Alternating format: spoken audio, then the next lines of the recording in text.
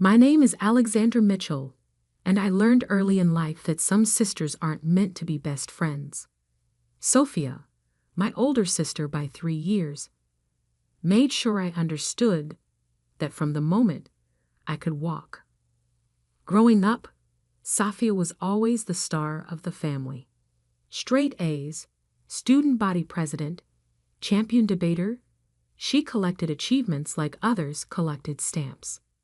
Our parents' pride in her was matched only by their constant disappointment in me. Where Sophia excelled in public speaking, I preferred quiet research. While she dominated social circles, I spent hours in the library, studying patterns in law and business that others overlooked. "Why can't you be more like your sister?" became the soundtrack of my childhood, playing on repeat at every family dinner, every parent-teacher conference, every holiday gathering. But what no one knew, what Sophia never noticed through her veil of superiority, was that I was building something bigger than high school accolades or college acceptance letters. It started during my junior year of high school. While Sophia was celebrating her acceptance to Harvard Law School, I was quietly launching my first legal consulting business from my bedroom. Using online forums and anonymous profiles, I began connecting struggling law firms with the resources they needed to succeed. By the time I graduated high school, I had built a network of over 50 law firms that relied on my research and strategies. Of course, none of them knew they were working with a teenager. "I just don't understand you, Alexandra," my mother sighed at my high school graduation. "Sophia's going to Harvard, and you're taking a gap year to figure things out." What is there to figure out? I didn't tell them that my gap year was actually the first phase of my business expansion plan. I didn't mention that the modest savings account they thought I had was actually approaching 7 figures. And I certainly didn't reveal that 3 of the top law firms in Boston had already hired my consulting company, not knowing they would soon be working with their star student's little sister. Sophia thrived at Harvard, of course. Every holiday break brought new stories of her success, new reasons for our parents to beam with pride. Meanwhile, I built my empire in silence. When my parents pressed me about college, I enrolled in online business courses, letting them believe I was at least trying, while I orchestrated mergers and acquisitions through my growing network of shell companies. By the time Sophie graduated from Harvard Law, I owned controlling interests in 7 major law firms across the East Coast. My company, Mitchell Strategic Solutions, had become the invisible force behind some of the most successful legal practices in the country. But on paper, I was just the quiet daughter who hadn't found her path yet. Everything changed the day Sophia joined Preston and Hayes, one of Boston's most prestigious law firms. She didn't know that 6 months earlier, I had acquired it through a complex series of transactions. She walked into her first day of work, proud and confident, not realizing that her little sister was technically her boss. "You should see my office, Alex," she gloated during a family dinner. "Corner suite, full staff, partner track within 5 years. What are you doing these days? Still with that little consulting business?" I smiled and took a sip of wine. Something like that. The truth was, I was in the middle of the biggest acquisition of my career. Preston and Hayes was just the beginning. I was positioning myself to take over Blackwood International, the largest law firm conglomerate on the East Coast. The deal would make me one of the most powerful figures in the legal world, all before my 25th birthday. But Sophia couldn't help herself. She had to maintain her position as the family success story. That's why, when I met James Walker at a charity gala, she tried to stake her claim. "He's from one of Boston's oldest families," she told our mother, loud enough for me to hear. "And he's looking for someone successful, accomplished. Not really your scene, Alex." What Safia didn't know was that James had met me 3 months earlier in my role as the CEO of Mitchell Strategic Solutions. He had been representing Blackwood International in the acquisition negotiations, not realizing that the powerful, elusive CEO he was dealing with was the same woman he was falling in love with. When James proposed 6 months later, Safia was livid. She had been dropping hints about her own interest in him, only to watch her underachieving sister snag one of Boston's most eligible bachelors. "It doesn't make sense," I overheard her telling our mother. "She's nobody in this city. She barely has a real job. Something's not right about this." The wedding planning became her obsession. She insisted on being my maid of honor, not out of sisterly love, but because it gave her access to every detail, every guest list, every moment she could use to dig into my life. What she discovered must have shocked her: the inconsistencies in my story, the mysterious meetings, the connections that someone with a little consulting business shouldn't have. She spent months gathering evidence, planning her moment of triumph. She chose our wedding day to spring her trap, not realizing she was walking into one of her own. The ceremony was perfect. Boston's historic Trinity Church filled with the city's elite, judges, lawyers, business leaders. Many of them were there for James, the respected attorney from an old Boston family. None of them knew that the bride owned most of their law firms. But as the minister asked if anyone objected to the union, Safia rose from her seat beside me, a wicked smile playing on her lips. Little did she know, I had been waiting for this moment. After all, some sisters aren't meant to be best friends. They're meant to be lessons in humility. If anyone knows any reason why these two should not be joined in matrimony, speak now or forever hold your peace. Those traditional words hung in the air of Trinity Church for just a moment before Safia stood up, her blue maid of honor dress rustling as she stepped forward. The smirk on her face told me she had been waiting for this moment. "Actually," she announced, her voice carrying through the stunned silence, "I have something to say." Our mother gasped. James squeezed my hand, but I remained calm. After all, I had prepared for this possibility. "Before we continue this farce," Safia declared, pulling out a folder from behind her bouquet, "everyone here deserves to know the truth about Alexander Mitchell." She opened the folder with dramatic flair. "My sister has been lying to all of you. She's not the simple business consultant she claims to be. She's been operating under false pretenses, infiltrating law firms, manipulating her way into business deals." Murmurs rippled through the church. In the front row, our father's face had turned red with embarrassment. Our mother looked like she might faint. "I have proof," Safia continued, clearly enjoying herself. "Bank records showing suspicious transactions. Shell companies leading back to her. She's been deceiving everyone, including her fiancé." She turned to James. "Did you know your bride isn't who she claims to be? That while you've been working on the Blackwood International acquisition, she's been orchestrating it?" I finished for her, my voice calm. Safia faltered for a moment, but pressed on. "She's not qualified to run any of these companies. She never even went to law school." "You're right," I said, standing up in my wedding dress. "I never went to law school." I pulled out my phone and opened an email. I was too busy building an empire. With one tap, I sent the email I had prepared. Throughout the church, phones began buzzing as Boston's legal elite received the notification. "Ladies and gentlemen," I announced, "as of this moment, Mitchell Strategic Solutions has completed its acquisition of Blackwood International.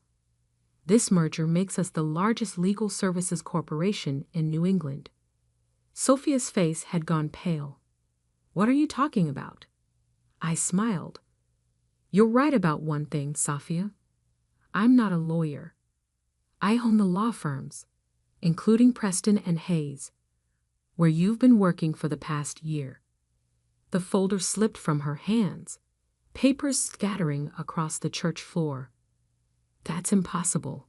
You're lying. Am I? I turned to the assembled guests. Judge Harrison, would you like to confirm who owns controlling interest in your firm? Or perhaps Mr. Blackwood himself would care to explain who he's been negotiating with for the past 6 months. William Blackwood stood up from his pew. Everything she says is true. Alexandra Mitchell is the CEO of Mitchell Strategic Solutions. She's been the driving force behind the most significant legal industry consolidation in Boston's history. Sophia staggered backward. But you're my little sister. The underachiever. The disappointment. The disappointment who now owns the company where you work. I corrected her. Speaking of which, we should discuss your recent performance reviews. They're not very impressive. Our mother had found her voice. Alexandra, why didn't you tell us? Would you have believed me? I asked. You were too busy comparing me to Sophia's Harvard degree to notice I was building something bigger than any law school could teach. I turned back to my sister. By the way, since you're so interested in exposing secrets, should we discuss what really happened with the Anderson case last month? The one where you claimed full credit for the settlement. Sophia's face went from pale to ashen. You wouldn't. The actual case files show that you barely contributed, I continued. In fact, your primary contribution was taking credit for work done by your junior associates, something that's become a pattern in your career. That's not true, she protested weakly. The records indicate otherwise, as do the complaints filed by your team, which have been sitting in HR, complaints I now own, by the way. James stepped forward, taking my hand. He was smiling. I should mention, he added, that as chief counsel for Blackwood International, I've known exactly who Alexandra is from the beginning. We met during the initial merger negotiations, long before that charity gala where you tried to warn me about her. Sophia looked around desperately, but she found no allies in the crowd. The city's most powerful legal minds were all nodding in recognition. They had all dealt with Mitchell Strategic Solutions, even if they hadn't known the owner's identity until now. So, I said, straightening my wedding dress, would you like to continue exposing secrets, dear sister? Or shall we proceed with my wedding? Sophia stood frozen, her carefully planned moment of triumph transformed into her own public humiliation. Finally, she managed to whisper, "Why didn't you ever tell me?" "You never asked," I replied simply. "You were too busy looking down at me to notice I had risen above you." I turned to the minister. "Shall we continue?" But Sophia wasn't quite finished. As she sank back into her seat, she muttered just loud enough for me to hear, "This isn't over." I caught her eye and smiled. "Actually, it is. Check your email." As if on cue, her phone buzzed. Her eyes widened as she read the message. An official notice of her immediate termination from Preston and Hayes, effective that moment. "You can't fire me," she hissed. "I'm not firing you," I corrected her. "The evidence of your misconduct and credit theft is firing you. I'm just the owner who approved the termination." The minister cleared his throat, clearly unsure how to proceed after such drama, but I simply nodded for him to continue. After all, this was still my wedding day, even if it had turned into something more.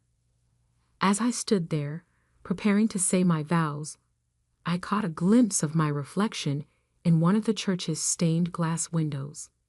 I saw not the quiet, overlooked younger sister, but the powerful woman I had become. the woman who had built an empire while others underestimated her. And as I looked at Sophia, now sitting humiliated in her maid of honor dress, I realized that sometimes the best revenge isn't just success. It's success that no one saw coming. The ceremony continued, but the atmosphere had shifted. This was no longer just a wedding. It was a coronation. My parents sat in stunned silence, processing the revelation that their underachieving daughter was actually one of the most powerful people in the room. As I said, "I do," I couldn't help but think how fitting it was that my wedding day had become the day I finally stepped out of the shadows. After all, what better way to start a new life than by revealing your true power? But even as I celebrated, I knew this was just the beginning. Sophia's words, "This isn't over," echoed in my mind. She had always been competitive, vindictive. She wouldn't take this humiliation lying down. What she didn't realize was that I was counting on that. The reception at the Boston Harbor Hotel should have been the perfect celebration. Instead, it became the battlefield for the next phase of Sophia's war against me. I was barely through my first dance with James when my phone buzzed with urgent messages. Sophia had gone straight from the church to the media, attempting to spin a story about corporate espionage and illegal business practices. Mitchell Strategic Solutions built through deception. Read the headline she had somehow managed to plant in an online business journal. Harvard graduate exposes sister's fraudulent empire. I smiled, showing the article to James. He raised an eyebrow. She really doesn't know when to quit, does she? No, I replied. She doesn't. But I was ready for this too. I nodded to Catherine, my chief of operations, who had been waiting discreetly by the bar. She immediately began making calls. Within an hour, every major news outlet in Boston received a comprehensive press package detailing Mitchell Strategic Solutions' completely legal rise to power, including all regulatory filings and compliance records. But Sophia wasn't done. As guests mingled over champagne and hors d'oeuvres, she made her way through the crowd, whispering to key figures in Boston's legal community. "Did you know she's been recording your private conversations?" I overheard her telling Judge Harrison. Every law firm she acquired, she gathered dirt on the partners first. What she didn't realize was that each person she approached had already received a message from me, warning them about her desperate attempts to salvage her reputation. The breaking point came when she approached William Blackwood himself. "Mr. Blackwood," she said, her voice carrying just enough to draw attention, "I have evidence that my sister blackmailed you into this merger. She threatened to expose your offshore accounts." The room fell silent. Blackwood looked at her for a long moment, then laughed. "Miss Mitchell, or should I say, former Attorney Mitchell, your sister never blackmailed me. In fact, she was the one who helped me legitimize those accounts last year, saving my company millions in potential fines. That's why I agreed to the merger." Sophia's face turned red. But the documents I found were decoys," I interrupted, walking over. "I knew you were searching my office at Preston and Hayes. Every secret document you discovered was placed there specifically for you to find." "That's impossible," she stammered. "The banking records, the shell companies, all legal, all traceable, all part of legitimate business operations," I explained calmly. "Did you really think I wouldn't protect myself against exactly this kind of attack?" Our parents, who had been watching this exchange with increasing discomfort, finally approached. "Sophia," our father said, his voice heavy with disappointment, "enough." But she wasn't finished. She pulled out her phone, hands shaking. "I still have proof. Recordings of your meetings, documents I copied. Actually, James interjected, you don't. As Chief Counsel of Blackwood International, I should inform you that removing confidential documents from Preston and Hayes constitutes a serious breach of contract, not to mention a violation of the Bar Association's ethics code. Sophia's face went pale. You wouldn't dare report me to the bar. I don't have to, I said softly. Your own actions today, attempting to disrupt a legal merger with false allegations, stealing confidential documents, trying to manipulate the media, those actions require me to report you. As the owner of Preston and Hayes, I have a legal obligation to do so. You're bluffing, she whispered, but her voice trembled. I pulled out my own phone and showed her the screen. A formal complaint to the Massachusetts Bar Association, ready to be filed. Last chance, Sophia. Walk away now. Leave Boston. Take the severance package I'm still willing to offer and start fresh somewhere else. You're destroying my career, she protested. No, our mother suddenly spoke up. You did that yourself. All these years, you were so busy proving you were better than Alexandra that you never noticed she had actually become better than you. Sophia looked around the room, finally seeing the truth. The powerful people she had tried to turn against me were all nodding in agreement. Her attempted power play had backfired completely. Fine, she spat. You win. You've always been playing a longer game than me, haven't you? The difference is, I was playing to win, I replied. You were just playing to make me lose. She turned and walked out of the reception, her blue dress disappearing into the Boston night. As the door closed behind her, I felt a strange mix of triumph and sadness. Are you okay? James asked softly. I squeezed his hand. I am. It needed to end this way. Our parents approached, looking shell-shocked but proud.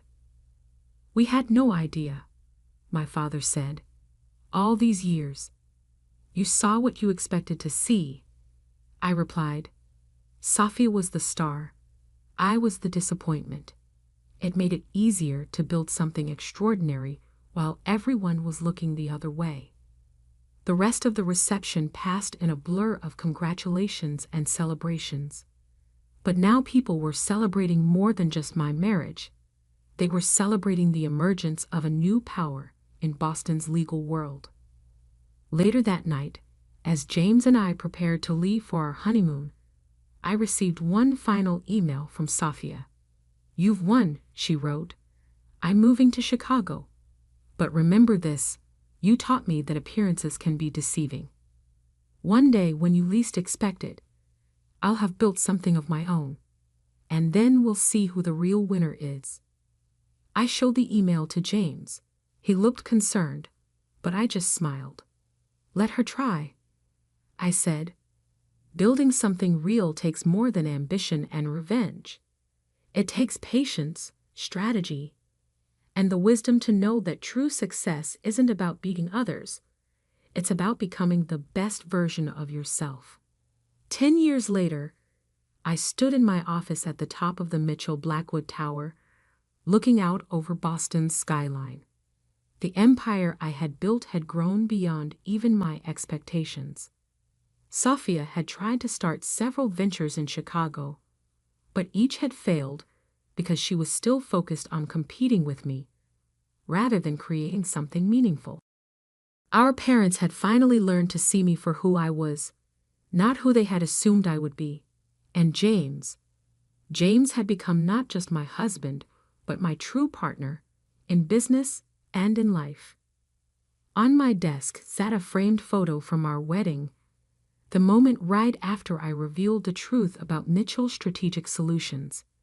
In it, I'm standing tall in my wedding dress, power and confidence radiating from my posture.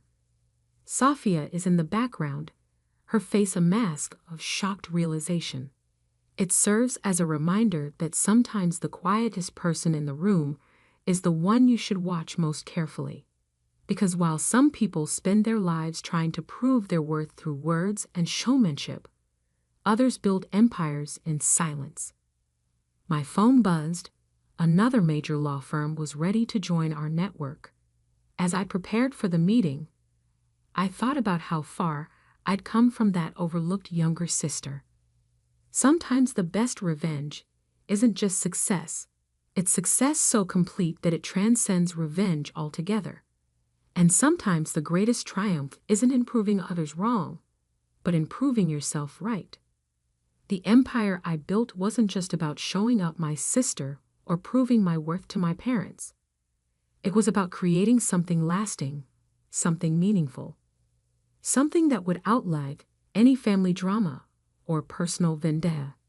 And as I sat down to sign the papers that would further expand my business empire, I couldn't help but smile. Because in the end, the quiet sister had roared the loudest, not through words, but through actions. Not through competition, but through creation. That's the thing about true power. It doesn't need to announce itself. It simply is. And that's a lesson Sophia never learned.